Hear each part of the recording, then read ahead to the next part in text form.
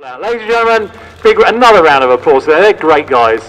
Bravo, as Tony de Bruyne thunders down the runway in the Bronco. Well,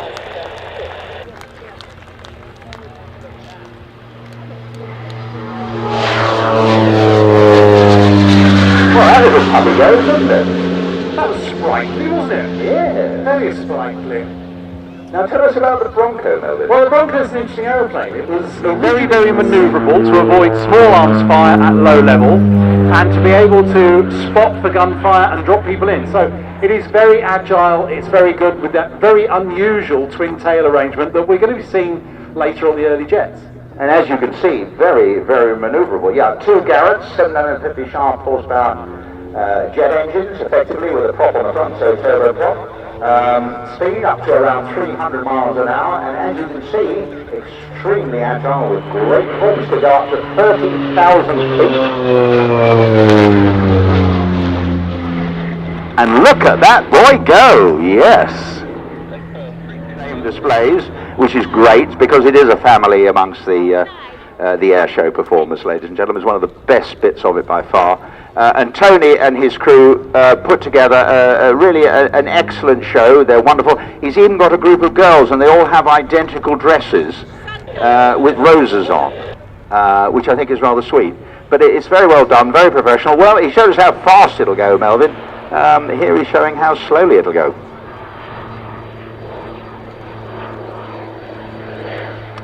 You can see him in his orange flying suit there, ladies and gentlemen.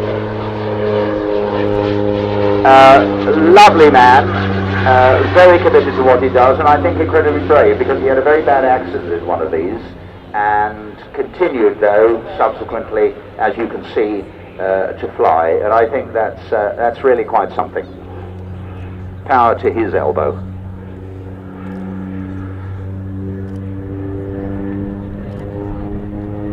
Interesting configuration with that cross T-tail.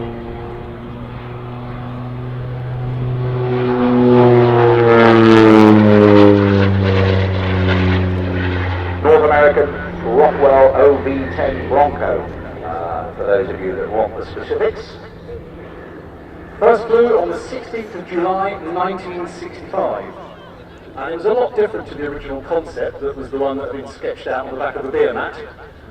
Because it was almost twice the wingspan. Yeah, also, I remember, it was specifically designed for use in the Vietnam War, and was also deployed successfully during that famous Cold War, and also Gulf War I, which I think, if I remember, was Operation Desert Shield. There we go.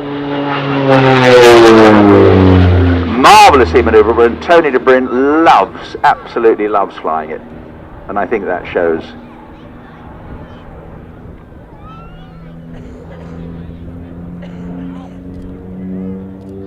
There's some interesting things here. It says that while the specifications state the aircraft could reach 26,000 feet, in Vietnam they rarely made it.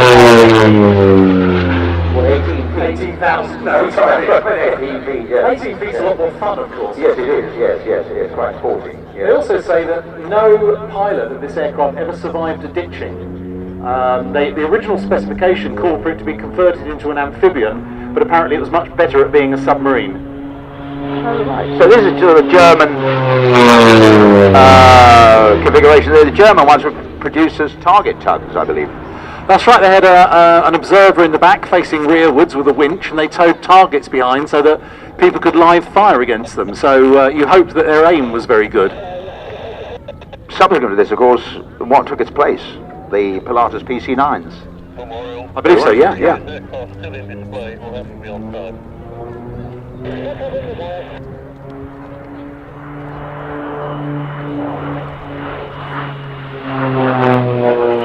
On to knife edge, didn't actually roll it from there, but of course, as you saw, he very much did earlier on. I also think in this 100th anniversary year of the end of World War I, lest we forget, across the top wing is very fitting. So this is the German wing, in fact, of the OV-10 Bronco Association, and that was formed in 2000 and chaired by Tony de Bruyne, who of course is from, well I say of course, he is from Belgium. So from your left, ladies and gentlemen, if you haven't got the cameras up, great little aeroplane, running here. This is his last pass, knife edge. Oh, look at that, absolute knife edge to knife edge. That is clever stuff. Well, it's wonderful because this is the manoeuvrability you need at low level to get you out of small arms fire. Ooh, I'm going to have a word with him. I want to have a poll of that. Me too. Should we queue up? We'll queue up and we'll ear bash him in the bar later on. I think that's an extremely fine idea. Tick, tick. You said nobody survived it. Nobody survived a ditching, yes. Yes, part-time aeroplane, full-time submarine. Right, start again, say everything after hello.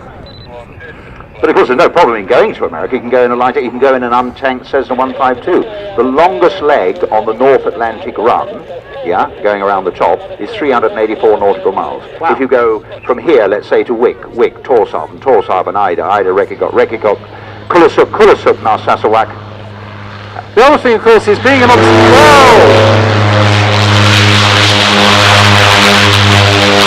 It always worries me when I see that nose wheel. It's just very odd the way it flips back and the nose comes down.